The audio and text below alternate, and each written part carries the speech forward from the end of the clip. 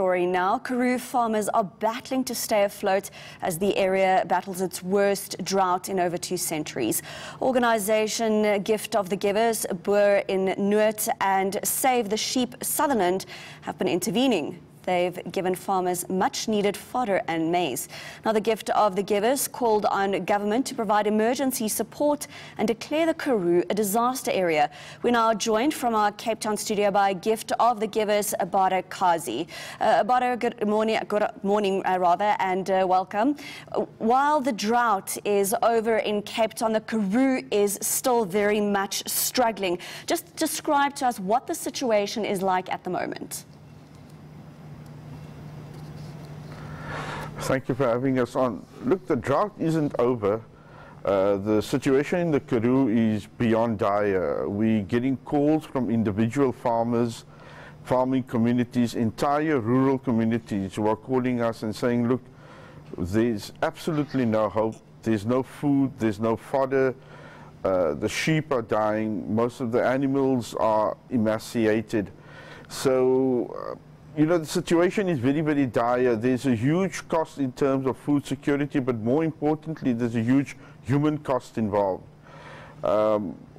If government doesn't take some sort of drastic action, and that's what we've called for, is that the rural communities are always the last to receive any form of help because they are so isolated, and they're essentially off the major, grid in terms of communities watching for their needs.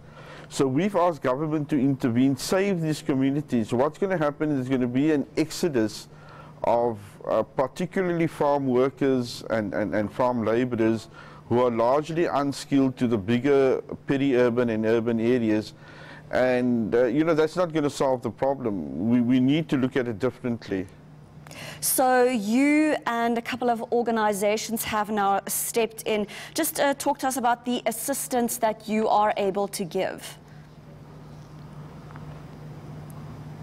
Look, our assistance has been soft humanitarian aid, which is food and water and school supplies, whatever sort of the community needs to keep them going. Then we've been offering lots of animal fodder,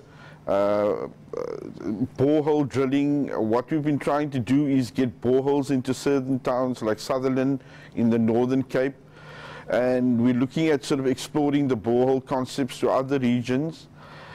Also, it's brought communities together. We're working with the NG Kerk has got on board, Boere in Nood, and the communities have been very, very proactive. And what's it done? It's shown the South African spirit is that communities that were normally polarized on basis of race are now working together.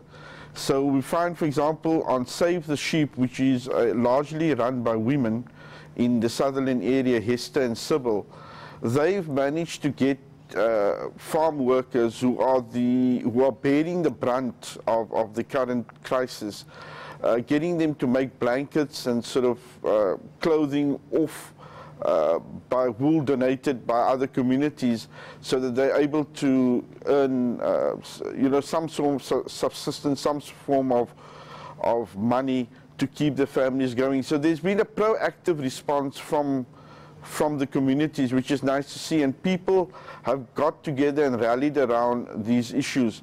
There's a misnomer, if I may continue, there's a misnomer that all the farmers are wealthy and, they own large stacks of land. These are places where people shouldn't preferably have settled. I mean, it's in the outer reaches of the Karoo. It's at the best of times, water is scarce, and they are mainly cattle and sheep farmers, which are a very, very important cog in terms of our economy. So these are the last of the large-scale small farmers. Now we get the mega boer, we get these big sort of corporations of farmers, who run their farms like a business, and these are the last of the what you call the mom and pop sort of farms where generational inheritance, and people actually love the area. But they're also large-scale employers of unskilled people. We've got in the smaller towns like Fraserburg, Stateleville, in the Southern Cape, which is Albertina, Deflactor in Mossel Bay. Then we go up in the Eastern Cape to Potensi and Aberdeen. And then, so all these areas, there's a sort of common denominator in the sense that if farm workers and farming communities and rural communities are just left alone, we're going to find mass unemployment because there are no skills here. There are no skills beyond helping in sort of a rural perspective. So action needs to be taken. And we've urged government, because we look at things differently, we look at things from the bottom up. In other words, we get a call from farming communities to say there's a problem. We send someone to do a quick assessment, and then our trucks and our help goes out. Whereas I think the government's methodology is different. They look at things from the top down. And I think whilst there are sound policies within government, I think when the message eventually gets to the minister or to the MEC, I think it's a filtered message, and I think it's really something's lost in translation in terms of effective help. And we need to treat this with the seriousness it is.